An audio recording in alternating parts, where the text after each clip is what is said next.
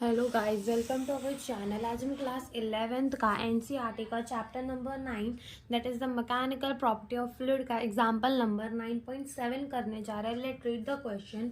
A fully loaded Boeing aircraft has the mass of the 3.3 into 10 raise to the power 5 kg। यानी कि एक aircraft है, यानी कि एक प्लेन है जिसका मास हमें कितना दे रखा है 3.3 into 10 raise to the power 5 kg दे रखा है। इट्स टोटल विंग एरिया, इनके विंग का एरिया हमें कितना दे रखा है 500 metre square. It is in the level flight with the speed, यानी कि हम लेवल फ्लाइट का मतलब कि वो एक स्ट्रेट लाइन में ही जा रहा है, यानी कि वो ऐसे नहीं ब्लो हो रहा, ऐसे नहीं जा रहा, वो एक स्ट्रेट लाइन में एक लेवल में जा रहा है। और हमको स्पीड कितनी दे रखी है 960 किलोमीटर पर आवर। इसको हम कन्वर्ट करेंगे किसमें, मीटर पर सेकेंड में। तो हम क्या कर देंगे 960 multiply by 5 and divided bye 18 and ये हमारा अप्रोक्सीमेटली आ जाएगा 267 मीटर पर सेकेंड।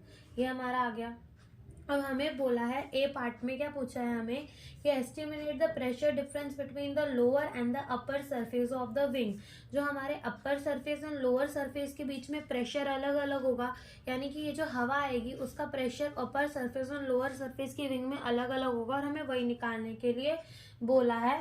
तो यहाँ पे आपको एक चीज देखनी पड़ेगी, जो इसका वेट है ना, यानी कि ये उड़ रही है हवे में, तो इसका एक वेट नीचे तो लग ही रहा होगा mg, और जो एक वेट है इसका, ये mg वेट किससे बैलेंस है, एफ नेट से बैलेंस है।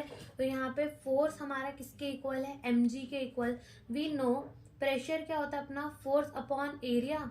तो फोर्स क्या हो जाएगा अपना, प्रेशर इनटू एरिया। ठीक है, तो हम क्या लिख देंगे फोर्स को, delta P into A is equals to M G. और हमें क्या निकालना है, डेल्टा पी निकालना है। तो ये M G divided by A हो जाएगा। मास हमें कितना गिवन है 3.3 into 10 raise to the power 5 kg into हम जी को क्या लेंगे 9.8 metre per second square and divided by area हमें कितना दिया है 500 मीटर स्क्वायर। और इन सब को मल्टीप्लाई करने के बाद हमारा आंसर आएगा 6.5 into 10 raise to the power 3 newton per metre square.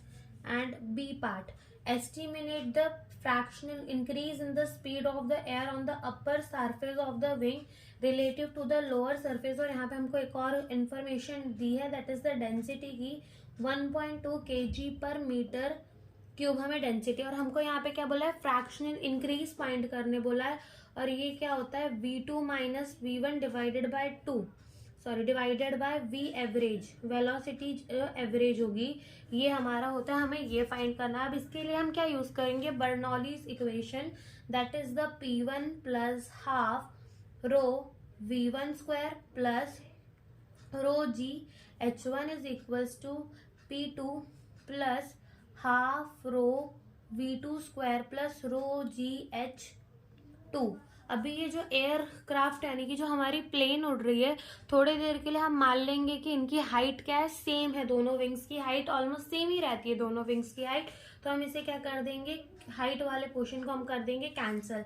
अब यहाँ से हमारा बचेगा p1 plus half rho v1 square is equals to p2 plus half rho v2 square. Done. And यहाँ से अपना p1 माइनस p2 किसके इक्वल हो जाएगा, ये इक्वल हो जाएगा half rho v1 square minus half rho v2 square. And ये हमारा डेल्टा p किसके इक्वल हो जाएगा, रो बाय 2 v1 माइनस v2 का होल स्क्वायर हम इसे लिख सकते हैं। अब हमारा ये डेल्टा p जो हमने निकाला, that is the delta p। अब इसमें रो bye 2 and v1 minus v2 को हम ऐसे लिख सकते हैं v1 minus v2 and v1 plus v2। ठीक है, एंड यहाँ से हम v1 माइनस v2 यहाँ ले लेंगे, v1 माइनस v2 जो किसके इक्वल हो जाएगा हमारा delta p2 divided by rho v1 plus v2। हमें फाइंड क्या करना था, ये v1 माइनस v2, तो ये हमको फाइंड करना था v2 minus v1 divided by v average. V average को हम ऐसे लिख देंगे, एंड हमें यही फाइंड करना था। तो यहाँ से v1 माइनस v2 की वैल्यू तो हमारे पास है, that is the delta p2 divided by rho v1 plus v2, और यहाँ से हमको किससे डिवाइड करना है, इसको v एवरेज से डिवाइड करना है। अब ये जो 2 है हम इससे डिवाइड कर देंगे तो ये भी हमारा v एवरेज ही बन जाएगा। तो ये क्या हो जाएगा, delta p divided by rho v average का हमें क्या कर देना है, स्क्वायर कर देना है।